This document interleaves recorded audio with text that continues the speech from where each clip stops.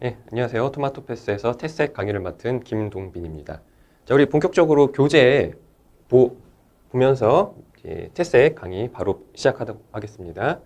자, 우리 테스트 강의는 이제 경제, 경영, 이해력 테스트가 되겠죠. 그래서 아시는 것처럼 경제학 파트가 이렇게 구성이 되어 있고, 그 다음에 이제 경영 파트, 그 다음에 우리 현실에서 많이 쓰이는 시사 용어 파트, 이렇게 크게 세 가지 파트로 구성이 되어 있다고 보시면 될 것 같고, 테스트 이름에서 느껴지시는 것처럼 경제 파트가 비중이 좀 높습니다. 그리고 난이도가 높은 문제도 많이 나올 수가 있기 때문에 우리 경제 파트부터 먼저 시작을 해보는 시간 갖도록 할게요. 자, 우리 경제학 그러면은 이제 미시경제학, 거시경제학, 그다음에 국제경제 이렇게 크게 세 가지 하위 파트로 나눌 수가 있겠는데 보통 학문적으로 뭐 대학교에서 경제학 강의를 할 때는 여기 미시경제부터 진도를 나가는 게 일반적입니다. 그리고 실제 경제학을 이해할 때도 미시경제부터 시작을 하는 게 방향성도 또 맞고요. 그렇기 때문에 우리도 그거에 맞춰서 미시경제학 파트부터 시작을 한번 해보도록 하겠습니다. 자, 그래서 이제 우리 1장 챕터 1의 이제 1단원이 되겠죠. 먼저 경제학이 무엇인지부터 간단하게 설명을 드리고 본격적으로 진행을 해보도록 하겠습니다. 그래서 학습 목표는 경제 행위와 경제 활동이 무엇인지, 그 다음에 경제 주체, 그 다음에 보시는 것처럼 생산 요소, 임금, 이자, 지대, 그 다음에 또 핵심적인 요인이라고 볼 수가 있겠죠. 이 비용의 개념까지 우리 1단원에서 한번 확인을 해보도록 하겠습니다. 자, 먼저 경제학이 어떤 학문인지 말씀을 드리면은 여기 보시는 것처럼 경제학이란 경제 주체의 경제 활동을 연구합니다. 즉 경제 주체라는 뭐 개인이나 단체가 있는데 그런 사람들이 경제 활동이라는 걸 하게 됩니다. 그래서 경제 주체가 어떠한 경제 활동을 왜 그렇게 하는지, 어떻게 하는지를 연구하는 게 경제학의 이제 핵심적인 주제다라고 보시면 될 것 같은데요. 자, 그럼 우리 먼저 경제 활동이 뭔지부터 명확하게 좀 정의를 내리고 시작을 하도록 하겠습니다. 자, 경제 활동이란 지속적이고 반복적인 경제 행위를 의미한다라고 보시면 되겠습니다. 그래서 지속적이고 반복적인 경제 행위다라고 보시면 되겠습니다. 그래서 뭐 어려운 단어 없잖아요. 경제 활동, 경제적 활동을 말하는 거구나. 활동이라는 거는 지속적이고 반복적이어야지 되겠구나라고 생각하시면 될 것 같고, 자, 그럼 우리 경제 행위가 뭔지 좀 설명을 드리자면은 여기 나와 있죠. 3번 경제 행위란 자, 만족을 얻기 위해서 대가를 지불하는 행위다라고 보시면 되겠습니다. 자, 여기서 우리 경제학의 첫 번째 대원칙이 발생을 합니다. 뭐냐면은 세상에 공짜는 없다라는 거예요. 즉 무언가 만족을 얻기 위해서는 보시는 것처럼 그것에 합당한 대가를 지불을 해야 된다는 얘기입니다. 세상 원리가 다 그렇지 않겠습니까? 이게 경제학의 출발선입니다. 세상에 공짜는 없다. 무언가를 얻으려면 대가를 지불해야 된다는 얘기입니다. 그래서 만족을 얻기에 대가를 지불하는 행위는 우리는 다 경제 행위다라고 보시면 될 것 같아요. 자, 그런데 여기서 이제 만족, 대가 뭐 다 아시는 단어긴 한데 우리는 얘를 이제 경제학 용어로 좀 바꿔서 표현을 한번 해보도록 할게요. 만족을 화폐 단위로 측정하는 거 우리는 뭐라고 부르냐면은 편익이다라고 부릅니다. 편익. 뭐 일상적으로 많이 쓰는 단어는 아니긴 합니다만은 이 편익이라는 단어 오다 가다 한두 번씩은 들어보셨을 겁니다. 자, 그래서 영어로는 benefit 이렇게 표현을 해볼 수가 있겠고요. 자, 우리 대가를 화폐 단위로 환산하는 값을 영어로 이제 코스트, 우리나라 말로는 이렇게 비용이다라고 보시면 될 것 같습니다. 자, 그러니까 이제 경제 활동이다 혹은 경제 행위다라는 얘기는 보시는 것처럼 편익과 비용을 주고받는 활동이에요. 편익과 비용. 네, 여러분 여기에서 합리적인 경제 행위가 되려면 당연히 부동호 기호가 이렇게 되는 게 합리적인 경제 행위, 경제 활동의 원칙이다라고 보실 수가 있겠죠. 편익과 비용을 주고받는데 당연히 요놈의 크기가 더 커야 된다라고 보시면 될 것 같습니다. 자, 근데 여기서 우리 순편익이라는 용어도 잠깐 좀 소개를 해드리도록 할게요. 순편익. 순편익은 이러한 경제 활동으로 얻는 요 편익 있죠. 편익에서 비용을 차감한 값이다라고 보시면 되겠습니다. 이게 이제 순편익이 되는 거예요. 그러니까 여러분들 이제 효율적, 합리적인 경제 활동, 경제 행위다라는 거는 당연히 얘가 0보다 크도록 해야 되고요. 기왕이면 이 순편익이 가장 커지도록 하는 경제 활동이 가장 바람직한 경제 활동이 되겠구나라고 생각을 해 주시면 될 것 같습니다. 자, 그 다음에 우리 비용에 대한 이야기를 경제학에서 되게 중요한 용어이기 때문에 여기서 한 번 더 부연 설명을 드리도록 할게요.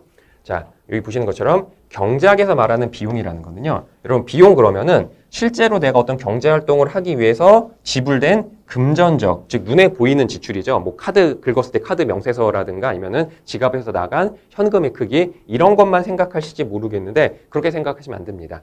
물론 얘도 비용에 포함이 돼요. 실제 내가 무언가를 뭐 구매하거나 얻기 위해서 지불한 이 금전적 가치, 실제적 지출 이것도 당연히 비용에 포함이 되는데 우리가 여기서 절대 무시하지 않고 꼭 한 가지 더 염두해 두셔야 되는 비용의 추가적 개념이 있습니다. 뭐냐면 나와 있는 것처럼 금전적 지출이 아니라고 하더라도 내가 무언가 경제적인 만족을 얻기 위해서 포기한 비금전적인 지출 있잖아요. 비금전적 지출. 예를 들면 시간이라든가 나의 노동이라든가 나의 수고로움들 이런 거 있잖아요. 이런 것들도 여러분들 경제학에서 비용으로 반드시 카운트를 해주셔야 됩니다. 그러니까 예를 들어서 내가 이제 배가 고파요. 배가 고파서 편의점에 가서 라면을 하나 이제 사가지고 그걸 끓여 먹는 이런 경제 활동, 경제 행위를 한다라고 가정해 보겠습니다. 소비죠, 여러분. 소비. 이런 소비라는 경제 활동을 하는데 그럼 내가 라면을 하나 편의점에서 사가지고 뭐 1,500원짜리 라면을 하나 사왔다라고 한번 가정해 보도록 하겠습니다. 1,500원짜리 라면을 샀어요.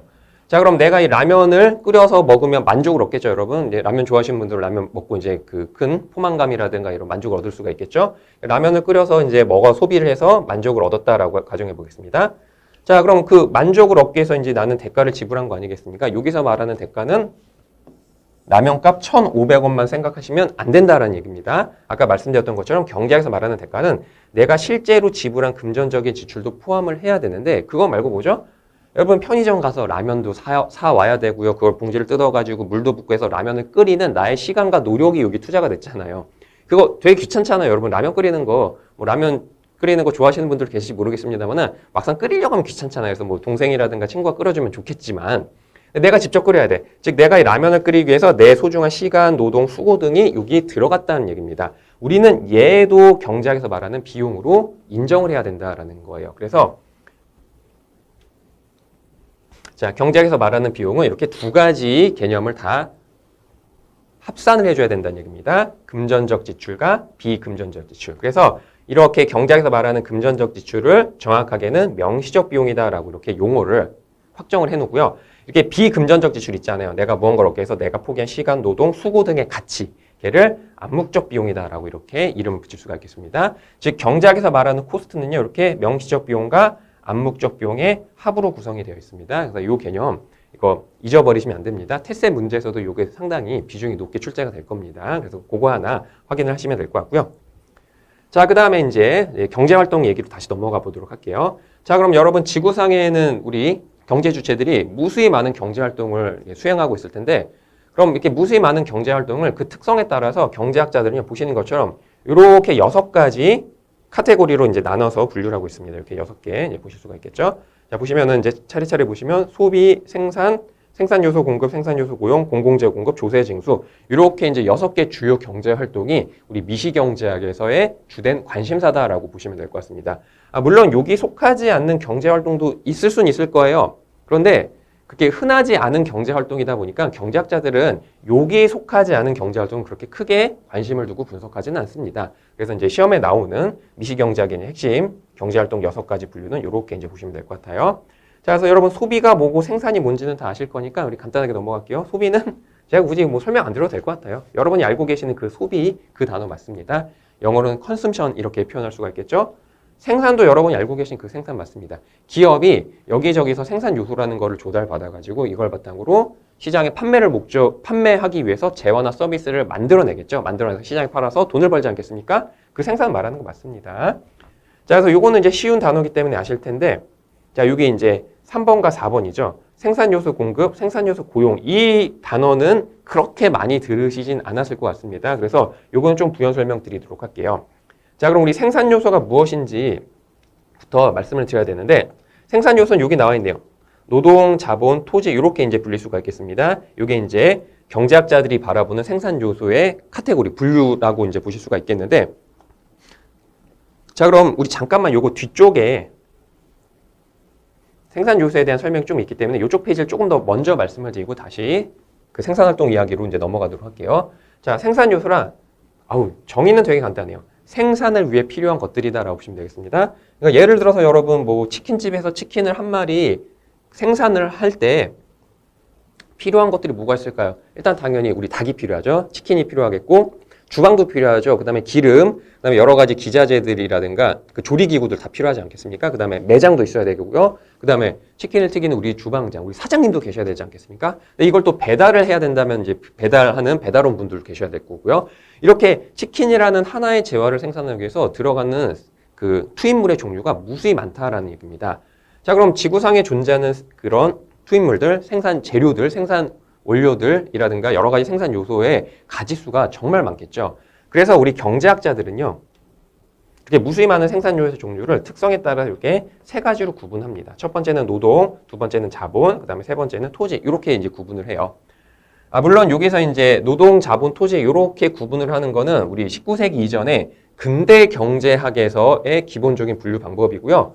그래서 일단 뭐 고등학교라든가 대학교 1학년의 기초적인 경제학 수업에서는 생산 요소를 이제 이렇게 이제 세 개의 카테고리를 나눠서 그 강의를 진행하는 게 보통이긴 합니다만은 20세기 이후에는요, 요 토지라는 생산 요소를 자본으로 그냥 편입을 시켜서 아마 이제 대학교 한 2학년쯤 들어가서 이제 본격적인 미시경제학을 공부하시게 된다면은 생산 요소는 이렇게 두 종류로 구분합니다. 노동과 자본 이렇게 구분해요. 그러니까 토지는 여기 이제 포함을 시키는 게 일반적인 경제학, 현대 경제학의 기본적 추세다라고 보시면 될 것 같습니다. 자, 알파벳 약자로 제가 이렇게 썼는데요. 노동은 보통 여러분은 이렇게 대문자 L로 많이 씁니다. 왜 그럴까요? 노동이 요거 L로 시작을 하잖아요. 자, 그 다음에 이제 거의 대부분의 경제학을 가르치시는 우리 교수님들께서는요, 이 자본을 나타내는 알파벳 이니셜은 보통 이렇게 대문자 K를 많이 쓰실 거예요. 자본은 영어로 하면 캐피털이니까 이거 C를 써야 되지 않겠습니까? 라고 하는데 C는요, 코스트를 나타내는 알파벳 기호로 많이 쓰기 때문에 알파벳 기호가 몇 개 없잖아요. 그래서 이제 중첩되면 안 되잖아요. 그래서 이렇게 자본을 나타내는 용어는 이렇게 K로 많이 쓰시더라라고 생각하시면 될 것 같습니다. 자, 그럼 노동은 뭔지 아시죠? 사람의 인력 서비스 이게 노동이 되겠고요. 그 다음에 토지, 요건 뭐 보통 자본에 편입을 시키는데 토지는 말 그대로 땅이에요, 땅. 토지, 부동산, 그 다음에 땅에서 나는 천연자원까지 다 포함을 하고 있다라고 보시면 될 것 같습니다. 자, 그 다음에 자본이죠. 자, 그럼 자본은 뭐냐? 자, 생산 요소 중에서 노동과 토지를 뺀 나머지 모든 것들은 다 우리 자본이다라고 표현할 수가 있겠습니다. 그래서 우리 협의의, 그러니까 짧은, 그 좁은 의미로 자본 그러면 여러분들 이렇게 물적 자본이다라고 이렇게 이야기를 해볼 수가 있겠습니다. 여기서 말하는 이제 물적 자본은 뭐냐면 정말로 노동과 토지를 제외한 나머지 모든 생산 요소입니다. 자, 지금 이 토마토 패스가 이 강의 서비스라는 서비스를 생산하고 있잖아요. 그러니까 당연히 이 토마토 패스는 여러 가지 생산 요소를 지금 고용하고 있을 겁니다. 자, 저는 노동에 포함되겠죠, 지금. 사람이잖아요, 이제. 사람이기 때문에 저는 노동에 포함되고요. 요게 이제 건물. 이 건물이라든가 요 땅은 당연히 토지에 포함되겠죠. 그러면 여러분들 요 펜 어디 있을까요? 그 다음에 요 전자칠판. 이게 바로 여러분들 요 물적 자본이다라고 보시면 되겠습니다. 그다음에 요게 이제 뭐 카메라라든가 여러 가지 에어컨이라든가 이런 그 기자재 설비들 이것들 다 여러분들 물적 자본이다라고 생각을 해주시면 되는 거예요. 즉 물적 자본 그러면은 부품, 기계, 설비 등등을 말합니다. 기계, 설비, 그다음에 중간 재료들 이런 것들은 이제 경제학에서 물적 자본이다 그러고요. 경제학에서 자본 그러면 이러한 물적 자본을 지칭하는 게 일반적이다라고 생각을 해주시면 되겠습니다.